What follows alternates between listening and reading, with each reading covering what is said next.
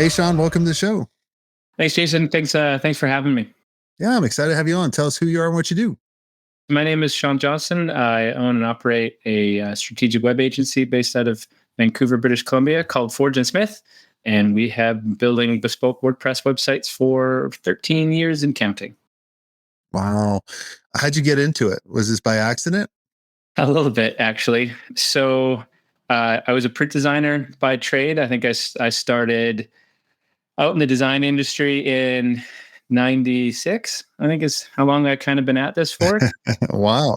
And I don't know if you remember, I was working in an advertising agency, just banging out newspaper ads for Honda, and the CSS end card blew up, and there's this huge shouting match in the office that I was in behind between this one guy who thought CSS was going to change the internet and this other guy that thought inline styles were here to stay, and I didn't know what they were talking about, so I dove into what all that was, taught myself how to code, started building some freebie sites for some people that I knew, and just sort of fell in love with the web and this whole idea of designing something and then building something that could be usable. And then I started freelancing, and the agencies just sort of grew out of that. I remember doing print design. That was some of my favorite work because then we didn't have to ever build anything. Like once the client approved it, it was going off to the press, right? Like we just had to make sure we had the bleed lines right. And then I do remember too, when CSS came out, I remember looking at someone's code that just created the CSS because I used to, you know, my style of designing websites was I would build it in Photoshop or Fireworks. If you Yeah. remember Well, I Fireworks, haven't heard that name in a while. right? And Okay. then, you would do the guidelines, right? And then that would export the HTML, which was basically tables like TDs and TRs and that kind of stuff. Yeah. And so when I saw CSS, I was like, what is this crap? Because I couldn't understand it. And I was like, Yeah. this is horrible. Like, how does anybody do this? Yeah, I similarly with Fireworks, I was using Dreamweaver. That was my first Yes. intro, and then yeah, when I heard about CSS and being able to like apply styles to the HTML, just that concept, I was like, I need to play with this. So yeah, that was a lot of fun. Like I always found print super stressful. Like Why? if there was a spelling mistake Oh, or right, that was it. You were screwed. Like now with web, I just feel like it's a permanent cheat code. Like you launch it a little bit wrong, that's okay. Just update it. Nobody noticed. that is true. And especially it's kind of like one of my second favorite Christmas movie is Elf. The first one is National Lampoon's Christmas Vacation. But you remember like in the beginning of Elf when, they're a publishing company and they signed off on like some blank pages, which are like things, right? Like, That's it. Yeah, that's my nightmare. Yeah. yeah. Yeah, that is true. Yeah, especially when you go to print. Yeah, it's final. Yeah, I mean, I loved the medium of print and how you could design for it, and it's a lot different. I always say like with print you could design from the edges in, but from the web you have to design from the middle out, and it's different. Yeah, I miss print, but I don't. Yeah. I remember getting my inspiration for print. I would actually go to like a Barnes and Noble and I would just start going through magazines just for inspiration and seeing what caught my eye. Where did you get your inspiration when you guys were designing in print? Oh, geez. Yeah, I mean, similarly, like just seeing what other people are doing. I like to touch a lot of the catalogs and sort of brochures or sell sheets. I always leaned heavily towards like complex layouts or like larger books. So really touching like cookbooks or illustration books or things like that. Really seeing what people were doing, sort of be different, sort of break the mold, but still sort of sit within a system. Systems have always sort of been my thing. And so like leaning into, like I did a lot of in the early days, like flyer and brochure designs, like large multi-page documents. And it was always like, how can I create a design system, implement it in ways that I can break it here and break it there, but still have it feel like a cohesive whole? Yeah. Did you ever do any die cuts? Like we did a lot of direct mail and we got kind of bored by just sending out like the postcard or like an 8.5 by 11. So what we started doing, I remember we were working with this lounge chair company and we were trying to get the attention of these cruise ships, right, in order to order their lounge chairs. And I remember we die cut this. Oh, man, I wish I could find some of the stuff we did, but like as you open it up, the lounge chair would spin, Oh, cool. right? So it was almost like a 3D pop-up book, if you remember those. Like Yep. I love those things. And I was always fascinated on how those created. But we would create things like that where it would get people's attention, where they'd open it up and then it would spin around. And I can't remember the messaging we had on it, but I mean, it had like a 20% response rate. Like it was nuts. Yeah, I didn't get to do anything like that. We would do like a spot prints where you could get like a varnish over a certain spot, Ooh, yeah. right? So and or we would or doing something not die cut, but like rounding a corner or doing a little something different. One of the things that I used to do all the time was a slightly different sized business card or like rack card. So like it still fit. Yeah, there you go. But Yeah. it was just different enough that it sort of just poked out by itself. So yeah, those types of things. I didn't get to do a lot of, because that was just the first like 10 years of my career. And it was a lot of like production and pre-press work. So I didn't get to do too many fancy things before I switched to web and left that behind. Yeah. The business card I was holding up that didn't probably focus in, it was probably too far away, but we rounded off two of the corners, the right bottom and the top left, Yeah. rather than rounding off all of them. And like no one had it then. Yeah. And probably still, I mean, hardly anybody has any business cards now anyway, right? Like it's kind of crazy.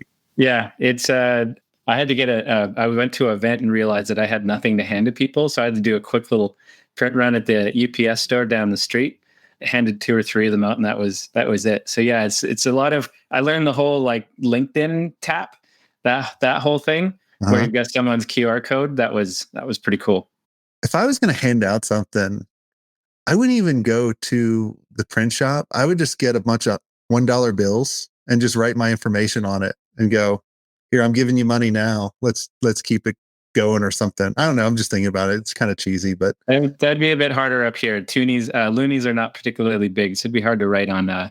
Oh, okay. Yeah. Gotcha. Well, just get a dollar bill from us, right? Well, no, you guys might be hating Americans right now anyway. No, no, we're all friends. I think a lot of us is just feel a little bit bad. It's probably not going the way anybody hoped it would. So yeah, Now, when did you realize you really kind of had an agency and like a true team? Yeah, so that was the hardest part. So like when I started freelancing, it was right at the beginning of the housing collapse. Oh, perfect timing. Oh, wait. Yeah, so it was when all that went down. Where I was working was all in on one client, and it was the automotive industry, and that was cratering as everybody just stopped buying cars. So I had a couple of good clients on the side, and I just sort of took the plunge and did my Craigslist hustle for quite a while. So did you get business through Craigslist? I sure did. Yeah. Oh my gosh. Yeah. It was every morning. I would check all the ads in a couple of key areas and I would answer anything. And then I would just hustle my way through that every day. What'd you charge? What were you charging? I was super pumped if I could get $1,500 for like a small site. Yeah, that's good for starting out. Mine was That's 500. not bad. I mean, I only needed 3 or 4 of those a month, and I was making more than I was making for an agent. Yeah, it's good money. Yeah. So that as I sort of settled into that routine with the follow-ups and sort of creating that scope, and then that sort of baked itself into, because I did all my own WordPress development at the time, so I was able to keep both halves. So I could do all the design and strategy work, and then I could build it out. So I could make the full budget. And I was able to sort of kind of keep it in some repeatable pieces with some special bits. Grunge was really popular back then. So it was like lots of like splatter textures and like, yeah, anyways. And so as you just sort of rinse and repeat that, and you get more and more of these sites that were sitting out there that the clients would come back for support, I realized that I couldn't both sell, deliver, and support. And so supporting existing clients and the reputation and sort of the referrals that would sort of fuel, I knew was sort of really important. And so the first person I brought on was to just take that part off my plate. And then I backed out of development, and then I backed out of the strategy piece, and then I eventually backed out of design. So I sort of built that team under me as sort of the work scaled and the projects we had out in the wild grew. And then it was perfect after that, I presume. Oh yeah, no problems at all. What was the biggest problem with that?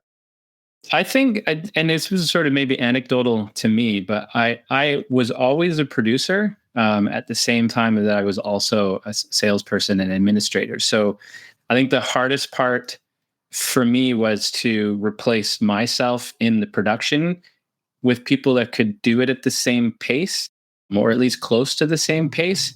And so that's why I sort of backed out of support, which was easier to provide, and then backed out of development, which again was more production oriented. And then like strategy was sort of the last thing that I backed out of. Design and strategy was the last. Yeah, You knew that the best, right? Like that's your background. that's right. Yeah. So strategy and design are sort of like where a project's scope can get ruined. So it was sort of the one area that I really try to keep focused on, because then you're sort of like managing situations and expectations and that sort of stuff. So yeah, just I think as I replaced myself, I realized that every time I did that, lack of process, lack of handoffs, lack of understanding, lack of like fundamentals as far as how we do things and why we do them and how we talk to clients about that, that was where a lot of that lived in my head. And it was hard for people to learn that when it wasn't somewhere they could reference.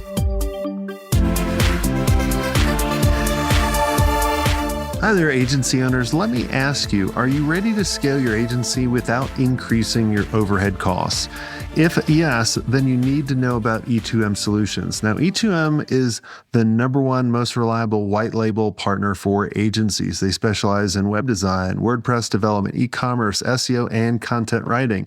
They basically do all the heavy lifting, which frees you up to focus on growing your agency. Now, here's the best part. E2M is just not another vendor. With over 10 years of experience, their team of over 300 experts has a track record of delivering for more than 300 agencies. They're your strategic partner. They deliver on time every time, so you can focus on what you do best. Now, E2M's mission is simple: to help 500 agencies increase their revenue and profit margins with white label services that actually work. And to help you get started, they're offering a special deal, 10% off for the first 3 months, but act fast because it's only a limited time offer. So head over to e2msolutions.com/smartagency to check out their transparent and their flexible pricing. Trust me, if you're ready to grow without burning out, E2M is the partner you've been looking for. That's e2msolutions.com/smartagency. Go check them out and tell them Jason Swank sent you.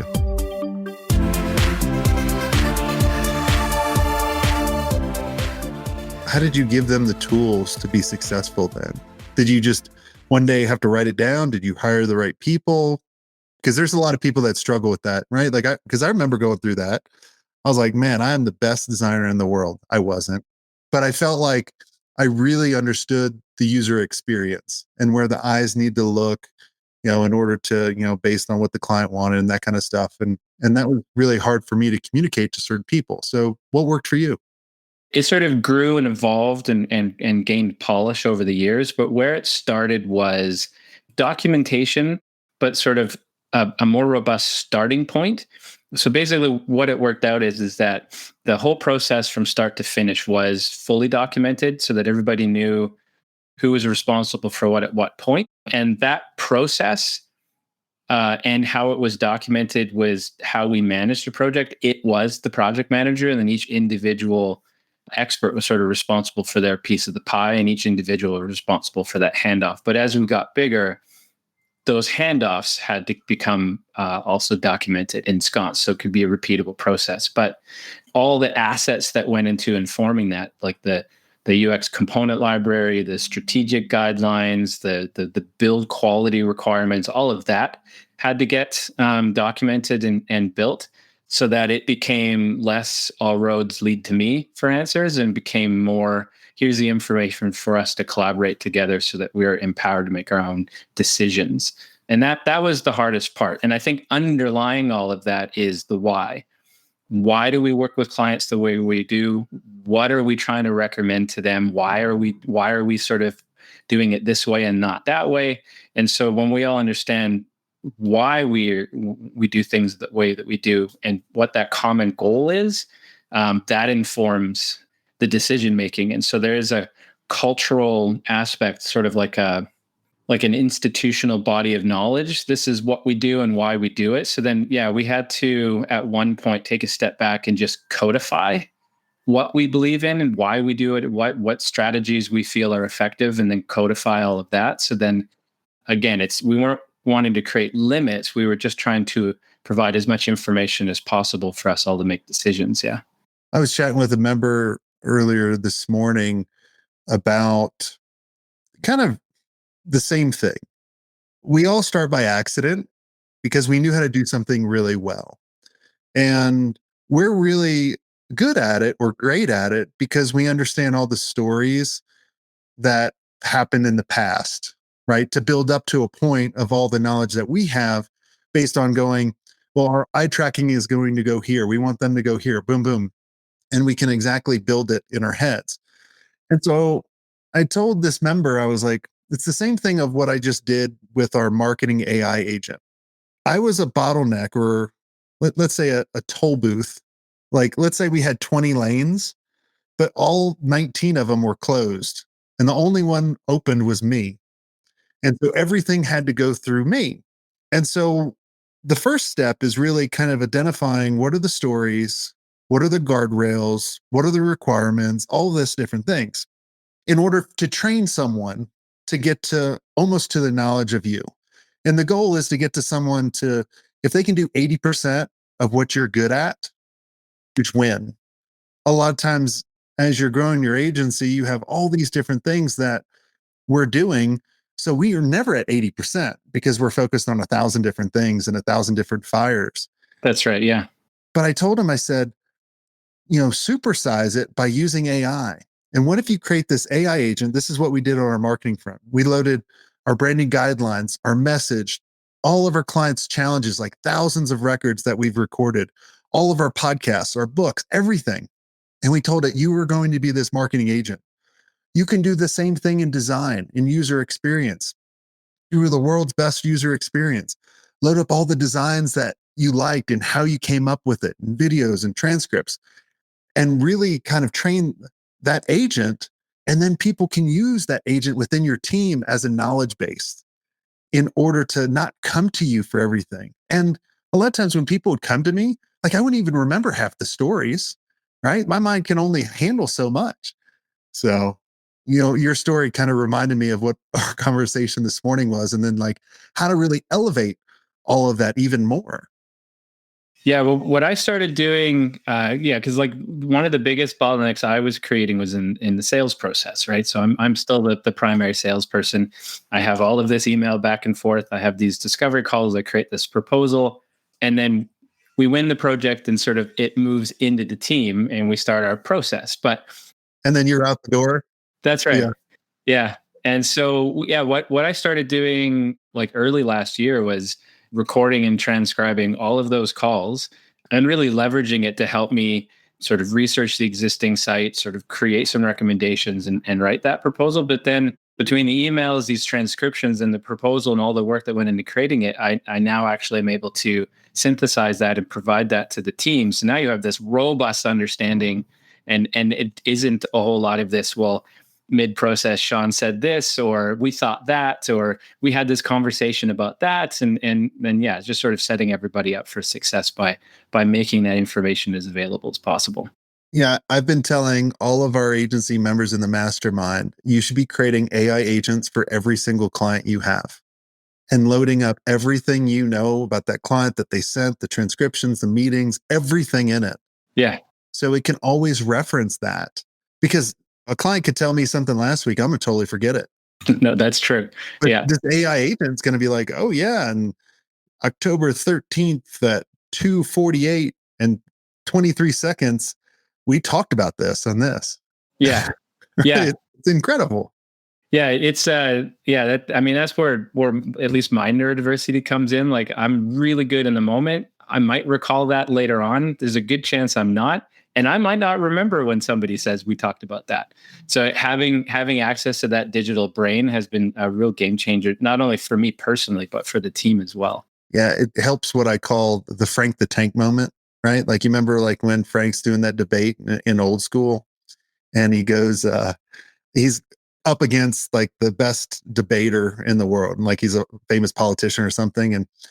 And so Frank the Tank goes first and he says something and it's like perfect. And he's like this, after he's like, and they're like, that was brilliant. And he's like, what happened? I blacked out.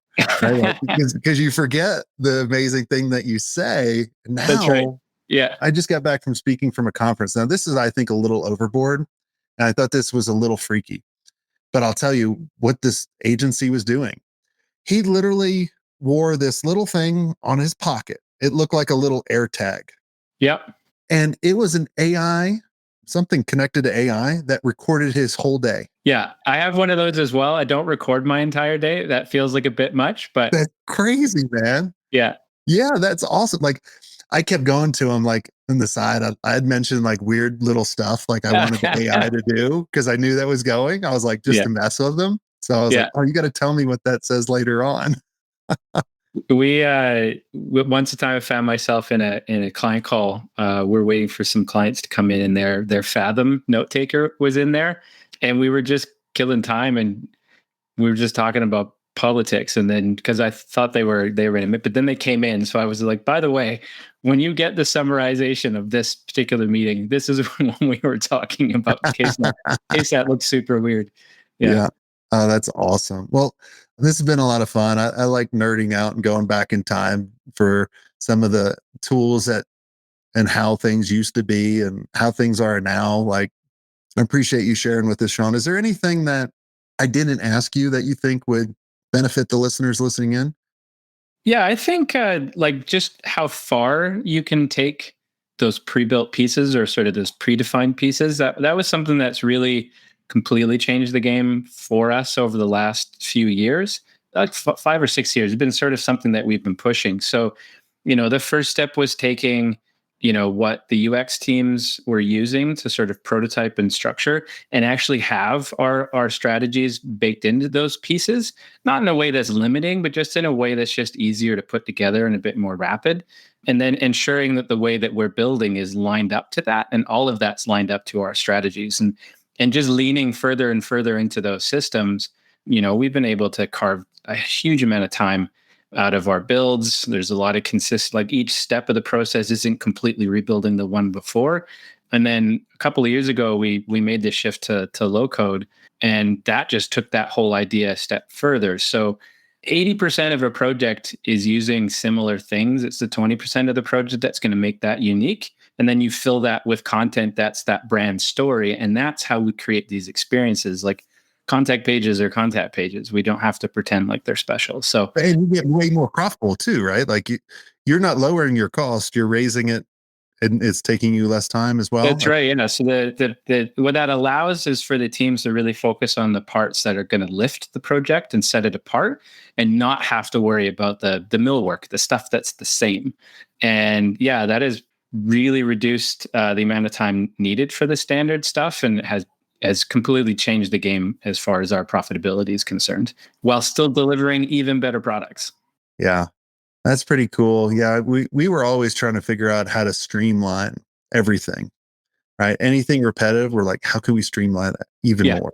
Yeah. And, we even got to a point where, and this was many years ago, but like to do like a 20-page public facing website, it basically cost us like 10K. Probably now it's probably way even less.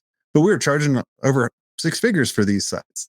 So profitable because we were able to do those kind of different things. And I could only imagine now, if we were doing the same thing of like, how low cost that is. But I like what you were saying is now my team can concentrate on that 20%, that strategy, the thing that's really going to take the client to the next level to get those results. Well, and that's the value. And that's another way to sort of look at the holy grail of value-based pricing, is that if I'm able to charge the same thing for something I spend less time making because of stuff the client doesn't actually care about, and we can really focus on the stuff that makes us valuable and unique and tailored to that brand story, then everybody wins. That's awesome. Well, cool. Well, Shawn, thanks so much for coming on the show. And for everyone listening, if you like talking about things that are working, or be able to have people on your team that can see the things that you might not be able to see, and you want to be around other amazing agency owners going through or have already gone through what you've gone through, we have an amazing mastermind community of the best of the agencies that are cool, sharing what's working and not. And make sure you go to agencymastery.io. And until next time, have a swank day.